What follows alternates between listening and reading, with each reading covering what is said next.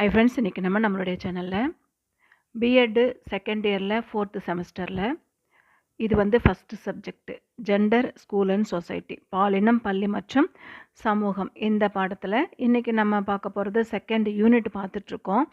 அந்த செகண்ட் யூனிட்டில் வகுப்பறை சடங்குகளின் பாலின வேறுபாடு காட்டுதல், இந்த டாபிக் தான் இன்றைக்கி நம்ம பார்க்க போகிறோம்.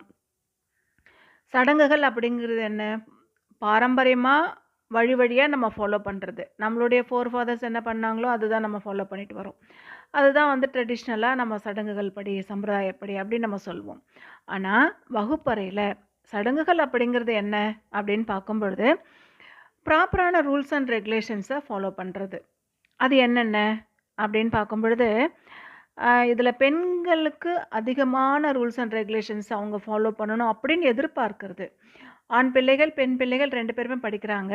இருந்தாலும் பெண் பிள்ளைகள் கிட்ட அதிகப்படியான டிசிப்ளின் எதிர்பார்க்கறது. என்ன அப்படின்னு பார்க்கும்பொழுது, ஒரு கிளாஸ் டீச்சர் கிளாஸ்க்குள்ளே வராரு அப்படின்னா எல்லாருமே எழுந்து நின்று குட் மார்னிங், தேங்க்யூ அப்படி சொல்லுவாங்கள்ல. ஆனால் இதில் ஏதாவது ஒரு பெண் குழந்தை, அவளுக்கு உடம்பு முடியல, அவளால் எழுந்துக்க முடியல, ஒரு இக்கட்டான சுச்சுவேஷனில் அவன் இருக்கா அப்படின்னா கூட கண்டிப்பாக பெண்கள் எழுந்து நின்று அந்த ஆசிரியருக்கு வணக்கம் செலுத்தணும் அப்படின்னு எதிர்பார்க்கறது. அடுத்து கரும்பலகையை சுத்தம் செய்தல். ஒரு டீச்சர், அது டீச்சருடைய வேலை. ஒரு கிளாஸ்க்குள்ளே ஒரு டீச்சர் வராரு அப்படின்னா பாடம் நடத்திட்டு போர்டை ரஃப் பண்ணிட்டு போகிறது டீச்சருடைய வேலை தான். ஆனால் அந்த டீச்சர் அதை செய்யலை அப்படின்னா அந்த கிளாஸில் மாணவிகள் தான் செய்யணும் அப்படின்னு எதிர்பார்க்கறது. அதே மாதிரி வகுப்பறை சுத்தமாக இருக்கிறது. இப்போ கிளாஸில் ஸ்கூலில் ஸ்வீப்பர் வச்சுருப்பாங்கள்ல, அந்த ஸ்வீப்பர் வரல அப்படின்ற பட்சத்தில் அதை மாணவிகளை அதை க்ளீன் பண்ணணும் அப்படின்னு எதிர்பார்க்கறது.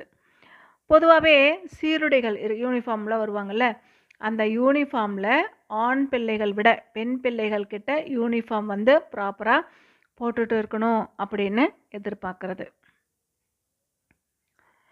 பெண் பிள்ளைகள் கிட்ட ஏதாவது ஒரு பிரச்சனை இருக்குது, ஒரு ஆண் பிள்ளையும் பெண் பிள்ளையும், ஒரு உதாரணத்துக்கு சொல்கிறேன், பேசுகிறாங்க அப்படின்னா அந்த பேசுறதுல ஆண் பிள்ளைக்கும் அதில் பங்கு இருக்குது. இருந்தாலும் பெண் பிள்ளையை மட்டுமே டிமாண்ட் பண்ணுறது, இவங்க தான் பேசுனாங்க, இவங்களால தான் இந்த பிரச்சனை வந்தது அப்படின்னு சொல்கிறது. மாணவர்கள் கிளாஸில் டிசிப்ளின் இல்லைன்னா அதை பற்றி கண்டுக்கவே மாட்டாங்க. ஆனால் பெண்களுக்கு டிசிப்ளின் இல்லைன்னா அதை பெருசாக ஒரு குறையாக சொல்லுவாங்க.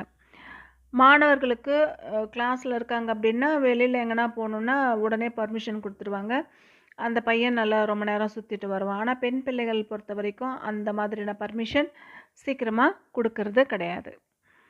ஆசிரியர் பாடம் முடிச்சுட்டு வெளியே போகும்போது எழுந்து நின்று நன்றி சொல்லுவாங்க இல்லையா? இது யாராவது பெண்கள் அது எழுந்து சொல்லலைன்னா அது பெரிய அவமரியாதையாக நினைப்பாங்க. இது எல்லாமே வகுப்பறை சடங்குகளில் பாலின வேறுபாடு காட்டுறது. எப்படியெல்லாம் ஆண் பெண் இருவருமே சமம் தானே, இருந்தாலும் எப்படி அதை வேரியேஷன் காட்டுறாங்க அப்படிங்கிறத சொல்லப்பட்டிருக்கு.